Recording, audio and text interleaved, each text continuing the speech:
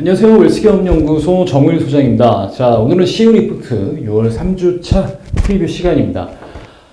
방금 라이브 방송 끝나고 또 바로 촬영을 하고 있습니다. 바로 진행하겠습니다.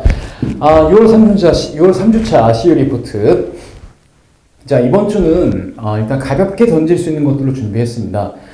중소기업 및 소상공인이시라면 이용료 70%까지 지원받을 수 있는 클라우딩 시스템을 도입하시라는 얘기입니다.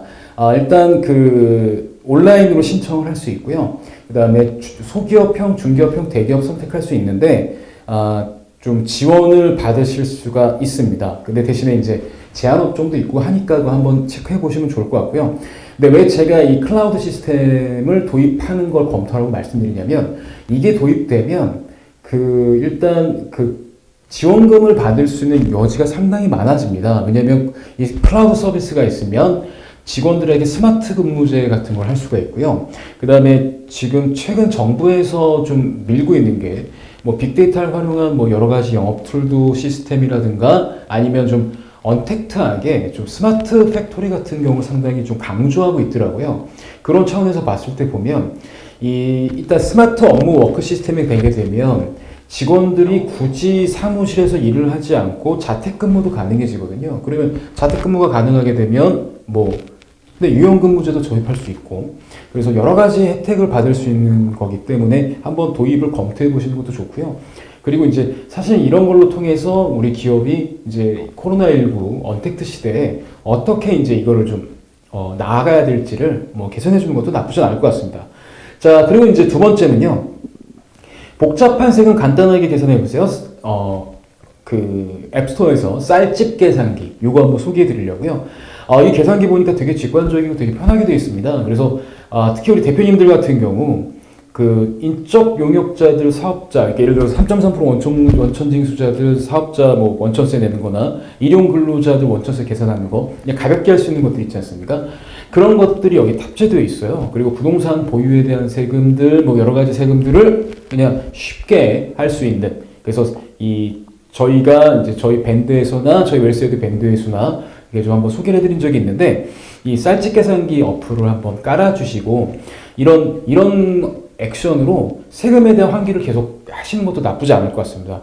일단은 첫 번째 클라우드 서비스를 해가지고 이 회사가 어떤 업을 하는지, 그리고 대표님이 이 업을 하는데 어느 정도 생각을 갖고 계신지 한번 파악해 보실 필요가 있고, 그 다음에 두 번째, 어차피 지원 받으니까요. 근데 그렇다고 좀 돈을 안 내는 건 아니지만 지원은 받을 수 있으니까. 그리고 이제 세금이라든가 이런 관심을 촉구하기 위해서는 사실 계산기 같은 거 깔아주시면서 한번 얘기해 보시는 것도 나쁘지 않을 것 같습니다. 자, 그 다음에 이제 뒷페이지 보시면 이번 주는 저희 웰스 에듀 밴드에도 올렸고, 제가 기업연구소 밴드에도 곧 올릴 예정인데, 세무조사, 요번에 나왔던 세무조사 때문에 이제 글을 좀 특별하게 썼습니다. 제가 요번 세무조사에서 되게 무서웠던 거는 딥러닝이라는 말 때문에 되게 좀 무서웠어요. 요번 세무조사가 딥러닝 기법을 활용한 AI 기법을 썼더라고요. 그러니까 이건 뭐냐, AI가 이제 조건들을 막 넣겠죠. 그래서 과소비를 하거나, 그러니까 과소비를 하면 이제 지금 올해 그런 사회적 합의가 좀 돼 있지 않습니까? 코로나19 때문에 모두가 어려운데 막 호화 생활을 하거나, 그 다음에 또 요즘 유행하는 게 플렉스잖아요, 플렉스. 그래서 자기 SNS 계정에 나는 람보르기니 탄다, 나는 벤틀리 탄다, 이렇게 플렉스 하는 것들, 이런 것들, 그 다음에 다 모아 있으면, 이 자식 자금이 어디서 나왔지? 이게 연결해서 자동적으로 대상자를 선별해내는 이런 걸로 이제 세무조사를 들어갔다라고 합니다. 그럼 이런 조건에 해당이 되면 바로 세무조사가 다가게 되는 거죠. 그러니까 핵심은 이거였어요. 호화 생활자 중에서 핵심은 슈퍼카를 갖고 있는 사람들. 제가 보기에 슈퍼카는, 여기서 말하는 슈퍼카는 적어도 페라리 이상급인 것 같습니다. 페라리, 람보르기니 이런 건데, 근데 그런 애들 보면은, 우리 강남바닥에 보면은 특히 그렇지 않아요? 페라리 같은 것들 여러 대 서 있지 않습니까? 근데 거기서 내리시는 분들 보면 상당히 젊으신 분들, 도저히 자기가 저걸 벌어서 샀다고 보기 어려우신 분들, 아빠 찬스 쓰셨거나 이런 분들. 그리고 제가 저희 집 앞에 세차장이 있는데, 세차장에 갔더니 벤틀리 진짜 좋은 거 있잖아요. 벤틀리 한 5, 6억 하는 거, 그거를 20대 초반 여성분이 몰고 왔더라고요. 그래서 세차하는 거 보고서 제가 진짜 그거 보면서 무슨 생각을 했냐면, 난 저분한테 누나라고 부를 수도 있을 것 같아. 예. 그렇죠. 어떻게 저분은 저걸, 만약에 만약에 본인이 돈을 벌었다면 정말 존경스러운 거고, 아니면, 야, 진짜 어떻게 저렇게 운이 좋을까, 막 생각한 적이 있거든요. 이런 사람들이 SNS에 이제 플렉스를 한다는 거죠. 난 이거 뭐 이렇게 했다. 그런 것들을 찾아내는 거죠. 그러니까 딥러닝이라는 게 별거 아니에요. PCI 시스템에서 과거에는 세금 신고한 거, 그 다음에 카드 내역, 그다음에 이런 걸로 이제 그 지출 내역을 파악했다면, 취득 내역을 파악했다면 지금은 SNS나 이런 비정형화된 데이터도 파악이 가능해요. 그럼 이걸 통해서 이 사람 플렉스했네. 그래 어디 한번 두들겨 보자. 두들겨 봤더니 차명의가 법인명이네. 얘 봐라. 아직 법인에서 임원으로 있기엔 좀 어린 나이인데 봤더니 여기 아빠 회사구나. 그럼 여기 직원으로 돼 있나? 직원으로 돼 있네. 임원으로 돼 있네. 실제 일 하나? 아니 맨날 보니까 맨날 뭐 어디서 돈 쓰고 다니는데 무슨 일을 해? 이렇게 해서 파고 들어가서 걸리게 된 거죠. 그러니까 간단한 트리거는 이제 자동차가 되겠고, 그 슈퍼카. 그 슈퍼카가 그럼 어떻게 된 거야? 막 파고 들어가다 보니까, 이제 다 나오게 된 거죠. 그래서 이제 세무조사 해보니까 이렇게 된 겁니다. 법인에서 불법 자금 인출을 한 거죠. 사주가족 용역이나 근로에 대해서, 좀 잘못된 짓을 한 거죠. 일을 하지 않았는데 일을 하지 않는 자녀 및 배우자에게 1억 이상의 고액급여를 줬고, 그 다음에 그 페이퍼 컴퍼니를 만들어서 그 페이퍼 컴퍼니의 가족 명의로 페이퍼 컴퍼니를 만들어서 또 거기에서 원가를 뺄 때 또 뭐 이렇게 3.3% 뭐 이런 용역비 제공해서 가공원가들 만들고 이렇게 한 것도 걸렸고요. 그 다음에 이를 통해서 이제 또 그런 것도 있죠. 사실은 뭐 슈퍼카를 법인으로 샀다 이런 것도 뭐 좀 글쎄요, 그게 좀 문제가 되는지는 잘 모르겠는데 어쨌든 이 자산이 업무용으로 쓰이지 않는 건 확실하죠. 그리고 업무용으로 쓰이지 않았고 또 법인의 자산을 사적 사용한 거죠. 예를 들어서 법인에서 아파트를 삽니다. 근데 저 법인에서 아파트를 굳이 왜 살까? 그것도 고가의 아파트, 뭐 40억짜리 아파트를 사요. 그리고 사주가 들어가서 삽니다. 이건 좀 아니지 않을까? 싶기도 하고. 그 다음에 콘도로 삽니다. 뭐 콘도는 뭐 복리후생으로 쓸 수 있으니까. 근데 콘도로 사주만 이용하거나 아니면 해외여행을 갑니다. 근데 해외여행 가서 왜 법카 긁는지, 그리고 왜 그런 데 가가지고 왜 법카 긁는지 좀 이해는 안 되긴 하지만 이런 것들이 다 AI가 세무조사 대상자로 선정할 수 있는 근거를 제공했다는 거죠. 그 다음에 이걸 또 파다 보니까 돈이 이 사람만 신고된 게 아니네.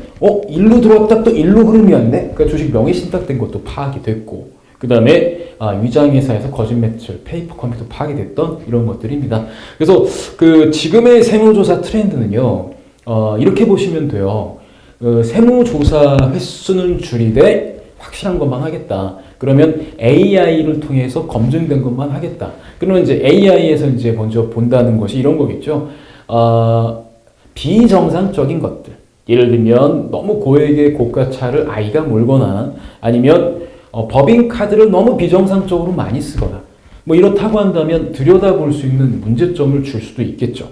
그 다음에 또 하나는요. 저 급여도 적정하게 가져가시는 게 좋을 것 같아요. 그 적정하다는 게 어떤 계산식에 의해서라기보다는 영업이익별로 영업이익 중에서 다른 회사들은 몇 프로 정도 가져가지 요 선을 넘지 않는 선에서 예를 들어서 또 임원도 예를 들면 자녀를 임원으로 낳았다 배우자를 임원으로 낳았다 그러면 일을 시켜서 급여를 발생시켜 주시든지 아니면 일을 시키지 않는다면은 어느 정도껏은 하셔야 되잖아요. 근데 너무 많은 고액을 하시게 되면 역시 조사의 대상자가 될 수 있다. 그리고 요즘에는 특히 스마트 시대가 되면서 일거수일투족을 다 확인할 수가 있습니다. 그러면 이 사람이 그냥 일을 하지 않고 급여를 받았는지 아니면 정당한 대가를 받았는지는 정말 다 나온다는 거죠. 그래서 거기에 대한 근거를 좀 만드시는 게 좋지 않을까 싶습니다. 그래서 그 세무조사의 방향성 얘기 밑에 넣어놨고 사실은 이제 이 세 가지 트리거 때문에 문제가 됐다. 비업무용, 고가주택, 콘도 취득한 것과 슈퍼카 취득한 것과 그다음에 명품을 법카로 사거나 해외여행 경비로 쓴 이런 세 가지 것 때문에 AI가 이제 좀 타겟이 돼서 조사에 들어갔다. 이렇게 보면 될 것 같습니다.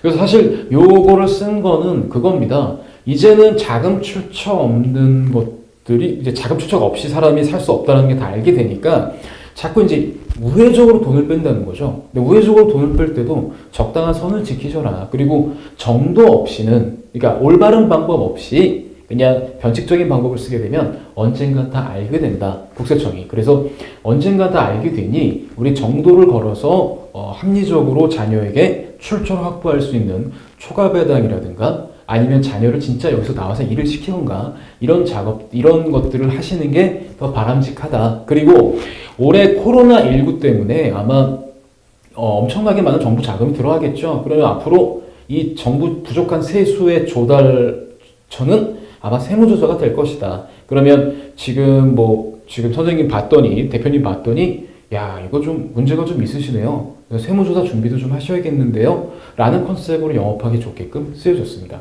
그리고 한 가지만 더 말씀드리면, 지금 세무조사를 받았으면 언제적 갖고 받았겠어요? 거의 18년을 중점으로 받았겠죠? 아니면은 이게, 그러니까 적어도 19년 귀속분은 지금 이제 들어갔을 거라는 거죠. 지금 5월달. 그리고 성실은 아직 6월에 안 끝났으니까. 그러니까 아마 18년께 지금 터지고 있을 겁니다. 그러면 이제 18년 것들도 혹시나 이렇게 좀 잘못된 거 쓴 거 있으면 한번 점검 한번 해 보셔서 이번 참에 세무조사 대비를 위한 컨설팅 한번 받으세요. 이런 것들을 다 해드리는 중소기업 경영지원 클리닉 받으세요. 이런 컨셉으로 영업하시기 좋게 만들었습니다. 자, 아무쪼록 코로나19로 위축되지 마시고요. 근데 또 조심할 거 조심하셔야 될 것 같습니다. 저도 막 여러 CEO들 만나 뵙잖아요. 그래서 저는 요즘 철칙이 절대로 저녁 시간에 약속이 없습니다.